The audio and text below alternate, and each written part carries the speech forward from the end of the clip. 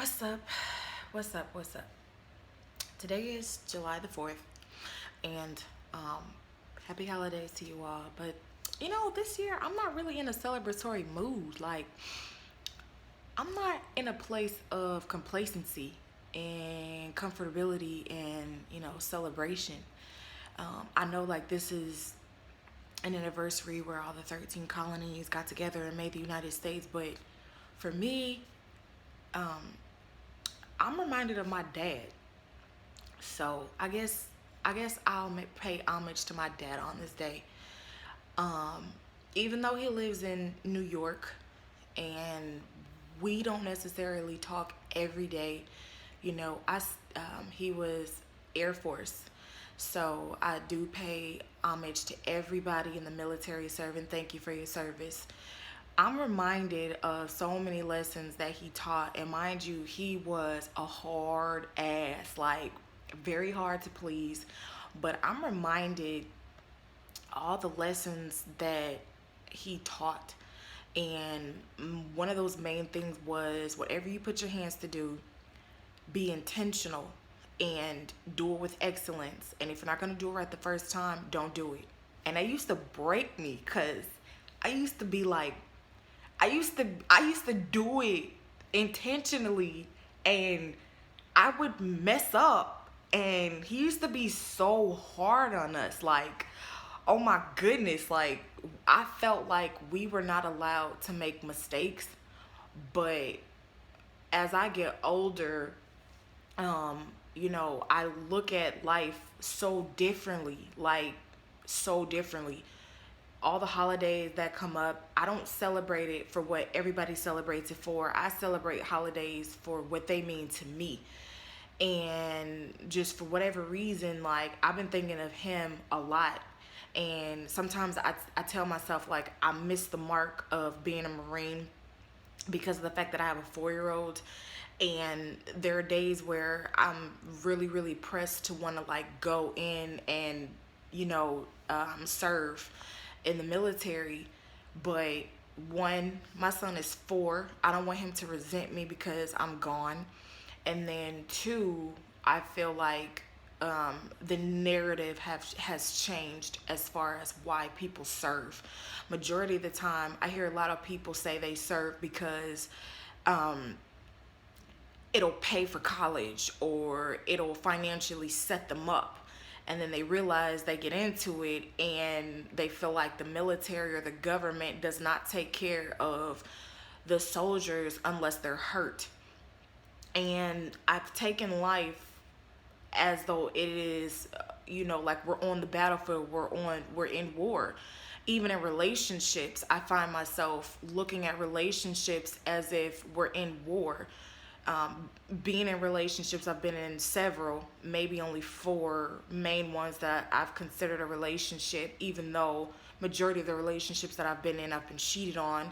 And the people that I were with had babies on me, to where I was like, you know what, let me take a step back and evaluate why I'm even in a relationship. um, I'm reminded to be intentional. Everything that I do, it needs to be done with a purpose. And let me move this ring because it's like bothering me right now. Like, turn my ring around, whatever. Um, I feel like, everybody is celebrating this holiday like it's an opportunity to celebrate the fact that we're free, whereas mentally we're not free. We're not giving ourselves permission to heal, and we're not accepting a lot of the trauma that we faced, and we hold it all in, and we just keep telling ourselves to keep going, keep going, and keep going. We take blow after blow after blow. Sometimes we are conditioned in a mindset to where we can't even relax or enjoy life because we're expecting the next blow. Other times, people have ignored the blows and they've self medicated through, different alternatives and different outlets so that they can hide and mask the pain.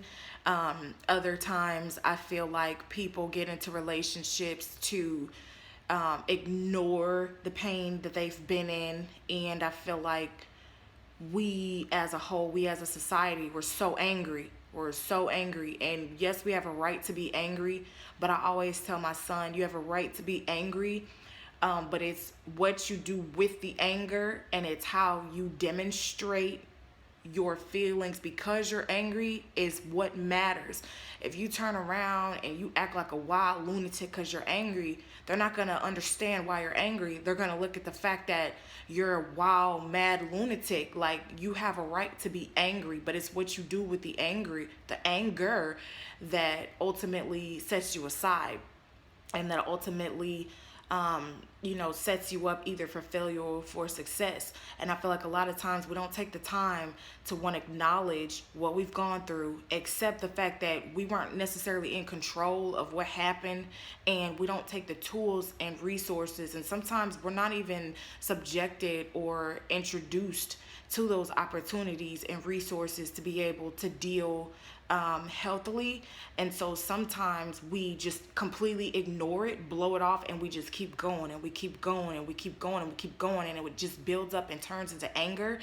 And we've conditioned ourselves to be comfortable being angry because anger motivates us to do better, or that anger like motivates us to prove to somebody something that maybe, they didn't believe in us, or they doubted us, a long time ago for something. And, now we feel like we got to prove a point. We got to, crap on people that have doubted us or didn't help us or that abandoned us. And really, like, we abandon ourselves. We abandon internally ourselves. We don't give ourselves permission to feel, to heal, because as a society, that's looked as though we're weak, or we're not strong enough to, just really, like, I don't know, we're not strong enough somehow. And it's starting to become frustrating to me, because even me, like, being in relationships, I've held my tongue for so long. One, because I was hurt. Two, because in the back of my mind, I kept telling myself that what people do to me isn't personal, or I shouldn't take it personal, even though they personally hurt me. And I didn't allow myself to express how it hurt me because of me trying to be loyal to the person that I was with, not to embarrass them or their family members for saying something. But it took away from me. It took permission from me to be able to feel. And I'm like, life is too short. Life is too short not to be honest. Life is too short not to be authentic. Life is too short not to honor myself. And instead, I'm too busy trying to honor them by not exposing or embarrassing them. But it's at my extent. It's at my mercy. It's at my, I don't know. It's like people want you to be loyal to them, but they're not loyal to you.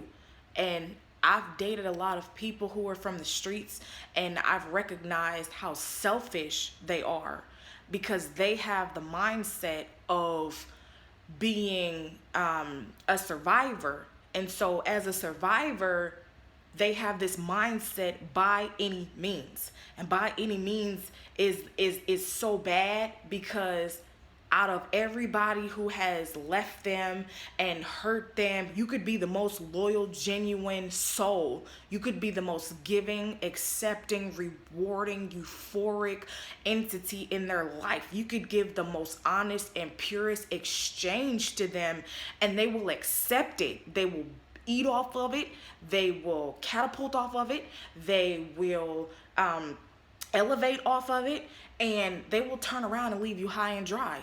And then they'll turn around and blame you for why they had to leave, or find a small reason as to why you guys cannot be. I think in the back of their mind, they know that you're pure, that they're genuine, but I think somewhere within their soul, they're not going to allow themselves to be vulnerable enough and, sacrificial enough to allow themselves to be vulnerable be perceived as weak or be perceived as somebody who allowed for you to open them up enough that they gave you a chance and you could possibly disappoint them.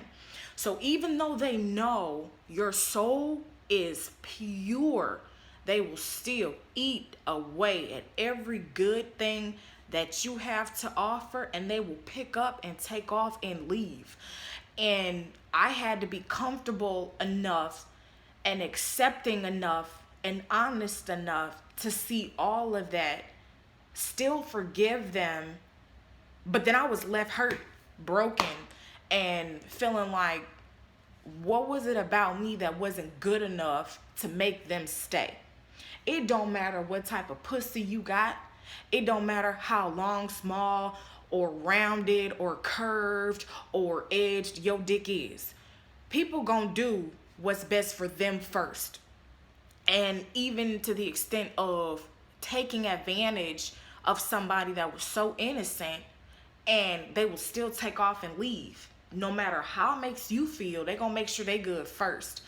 And I was never able to process that. I told myself so many times I feel like I missed the mark as a Marine, because in my mind, in my heart, in my soul, in my spirit, I have a soldier mentality. Despite the PTSD that I faced, I lived my life expecting a blow. But I never let it break me. I never let it get me down. And I've never let it destroy me. But internally, I wasn't coping correctly because I wasn't focused at all on it. I wasn't taking time and actually dealing with it. I was just going on to the next task, going on to the next mission. And I see life as a mission. You can't give up. You can't stop. You can't take breaks. But then over time, your body will shut you down in the worst way. And I'm a free soul. Like, I'm a free organic soul. And I'm very, very loving, accepting, forgiving, and even to a fault, to where even when I know a person's intention isn't good, because of the fact that there's an opportunity for me to give that exchange, like, I accept that mission.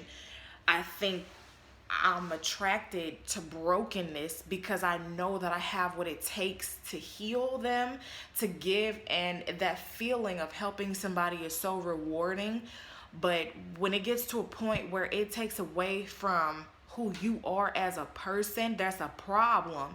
Because when you ignore the red flags and the signs that you know this person's about to just like utterly take advantage of you, but the desire to want to fulfill that task of knowing like what you got, they need, and you go do it, and then you get taken advantage of, it's like a slap in the face. Because first of all, if you really didn't have no good intentions with me, you could have just left me alone. Second of all, if you knew you didn't have no intention to stand, like, you ain't have to, you could have left me alone. Like, you could have dealt your thing with somebody else, you know, with a simple-minded hoe or a simple-minded individual, as y'all call it, and or weak vessel, and y'all could have just did y'all thing and left us alone for somebody who could have actually loved and helped us. But instead, y'all just took from any individual that was willing, and it was by any means. And I think that's so messed up. So in this season of my life, I've been quiet, I've been patient, and I've been really, really just self-reflecting and meditating. Like, why was I drawn to this person? Why did I feel like I had to be the one to help them?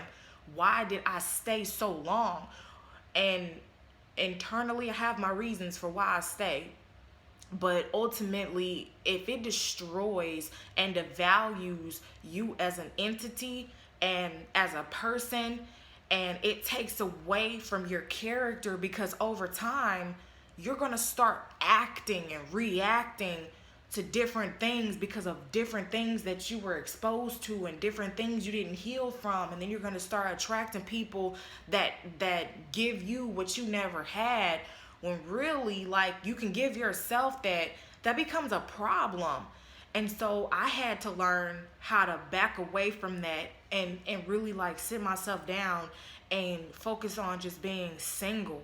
So much grace and peace in being single, because I don't have to worry about um, you know, what you're doing, where you're at. Are you where you say you're at? Are you doing what you really said you was doing?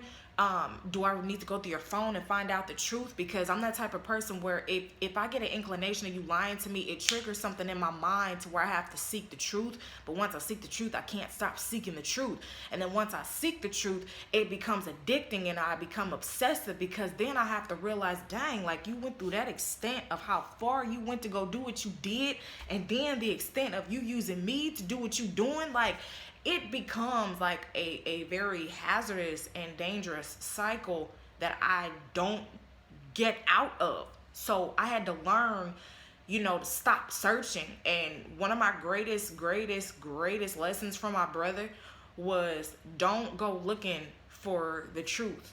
Like, the guilt will eventually eat them alive, and they'll come tell you, even if they don't tell you right away, or they're not clear and transparent up front. You're gonna start catching certain things that people do and people say, and then you're gonna put it in the back of your vote. And then when they keep doing stuff and they keep saying stuff, you're gonna like slowly start putting stuff together, and you're gonna find the truth out on your own. That's too much work. It's too much stress. It's too much trauma. It's too much lying. It's too much deceit. It's too much concealing and deception, and that's too much energy being exerted for you to go spend time trying to uncover the truth, instead of you being able to live your truth and be free to express and create and manifest who you really are and the stuff that's inside of you, because you're trying to pour into somebody else, expecting them to pour it back into you and help you manifest what you help them manifest, because you got a good heart and you know that you treat people the way you want to be treated. But the truth of the matter is, that doesn't mean that they're going to treat you the same way. They're their own human person. Like, they're their own being. They're their own body. And unfortunately, in this world, you're faced with a lot of selfish people. So I had to really coach myself and allow myself to understand that I can't necessarily expect people to do what I want them to do because I do it, because I'm my own person. However, I got to be careful with who I keep around in my circle. I got to be careful who I keep around and who I exert my energy to, because you're either going to be a giver or a taker. And if you're a taker, you're going to know who you can get from. So you're going to know what you can say and how you can manipulate and play mind games and stuff like that. And to be selfish as you can be, you're such a narcissist. And I lived with so many narcissistic people to where I'm recovering right now. Like, I'm in a place of recovery and self-evaluation and admitting that, you know what, I did see that red flag, but I thought that me being me, I could change that outcome. Or me being me, maybe if I stayed long enough, that they would love and respect me enough to where they wouldn't do me the way that I knew that it was about to be done. And in the end, no, they did not. They did not stop to think twice about misusing and abusing and sucking and being a parasite to the gifts that I had to offer. So I had to change me. And, people always say, oh, you attract what you are, or you attract what you want. And that's not necessarily true. You could be a light and attract a fly and a moth and a beetle and all these different things, because a light attracts naturally. But depending upon what you attract doesn't mean that that's because of what you are. A light does not have 4 to 6 to 8 to 12 legs and wings and flies. And no, a light is genuine. It's going to do what it was manifested and created to do. Generate light to the blind, generate a light to the darkness, reveal, uncover, unmask the darkness and allow you to see. That doesn't mean that the moth had the intention of respecting that and being like, oh, that's a light to see, I don't need to go to it. No, they're gonna be attracted to the genuinity and, the goodness of what that light manifested and what it revealed and what it exuded, because it's something, beautiful. That doesn't mean that you're a bad person or that they're a bad person. It's just what it is. Like, they're gonna be attracted to the goodness in you because they naturally see, oh, what you can benefit to them. It's not necessarily what they can benefit to you, but if they know what you're looking for, oh, they can manipulate and use those words and find a hold to get to you. But that doesn't mean that they have an intentions on, reciprocating the energy that you give out. So you have to protect the energy from within. And as difficult as that lesson is, it's the truth. Does that make them a bad person? No. They're selfish. And naturally, people are selfish. That's just what it is. So, in this season, in this moment, I'm reminded that the things that I do, I have to do it intentionally. But I have to intentionally and mindfully be careful of who I do it to and who I do it for. And if I see what you're doing and who you are up front, is going to necessarily tear me down and take away and rob me of the goodness of who I am, and then in the end it obliviates or it destroys my character, because then I start getting overcapacitated and burnt out, and then I start acting out because now I really want you to start reciprocating the energy back and you don't.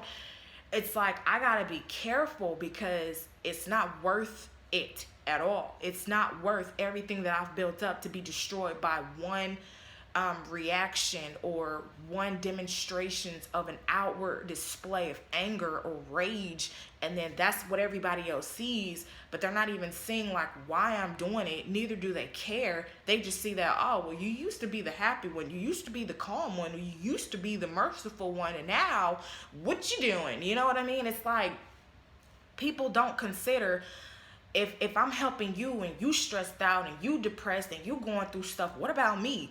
What about when I'm overcapacitated? What about when I'm burnt out? What about when I need that support back? What about when I need that love back? It's like, it's not there. So I've taken this time to really, really unmask my traumas and reveal why I do what I do, or why I react the way that I react, or the triggers and traumas that I've had faced and how I've conditioned myself to be because of it, or how I prohibit myself from healing because I didn't necessarily want to face certain things, or I felt crazy about talking about it because of how people may see me or how people may view me, all these other things. It was like, so what? Like, what does it matter about what other people say when they're not living in my shoes? So even though everybody is celebrating, like, I'm not in a place of celebration. I'm more so in a place of doing the shadow work and looking within myself and seeing the different things that I allowed, and giving myself permission to feel that pain and feel that disappointment, and feeling that self-betrayal, and telling myself it's okay. It's life. It happens. We're human. We do things that we're not proud of, but can we change it? No. I wouldn't take anything back because I wouldn't have learned the things that I've learned now. But as far as moving forward, I will definitely do a lot of things differently. So when people come and they ask me, different things like, oh, you don't look like what you've been through. I never will. I never will. One, it's not necessarily your responsibility to know what I've been through. It's not my place to make you see and feel what I've been through. It's my responsibility to take responsibility for my actions, my inactions, my reactions, the things that I allowed, the things that I made excuses for, the things that I ignored, and, doing things the way that I thought would be beneficial to me. And in the end, maybe some things just weren't. Life is not that serious, but life is too short for me to keep honoring everybody else to the point that it dishonors me, and it causes me to not be my authentic self because I'm withholding and concealing my truth so that it doesn't embarrass them. But yet everything that they're doing is constantly publicly humiliating and tearing me down as a person, and they could care less. They sleep good at night and they go on to the next person. Everybody that I've dated cheated on me and ended up with a child, and have not come back. When they see me, you can tell they're embarrassed, because like they don't even look at me, but we keep running into each other in public, or they'll pretend like, oh, we're the best friends, but then, you know, behind closed doors, they don't text me, they don't hit me up, they don't check on me, they don't see if I'm good, but they're liking my pictures. So it's like, come on now, you know what I mean? So yeah, like life is too short, and I refuse to go another 20, 10, 5 years of not doing what I love to do because I'm sitting on the back burner thinking that, oh, well, if I put you first for now, eventually you'll come back and you'll see me and you'll help me and you'll invest in me and you'll, you know, help me the way that I helped you. No, they're in survival mode. It's by any means. And it's sometimes it's at your mercy, and they will sleep well at night knowing that they're good and could care less about coming back and checking on you. But then when you make it and you succeed, oh, they're on your Instagram or they're on your Facebook like, yo, best friend, or yo, you know, remember me? Yeah, I remember you, and I remember how bad you left me. You know what I'm saying? Like flat on my face and without. Oh, I'm never without, but you'll think that because I ain't gonna let you ever know like how good my bank account is and how well I am. I'm gonna always be good, you know. So I'm just reminded, and I'm just in great reverence to the soldiers out there. Because of y'all, I'm reminded and encouraged to continue on the path that I'm on intentionally, with excellence and with perfection, but this time with caution. This time, pay attention. This time, being vigilant. This time, being aware and being careful who's around me, who's around my child. And, you know, if the things that you're doing is not going to benefit, lift, and prevail and propel me, then chances are it's high and by with you.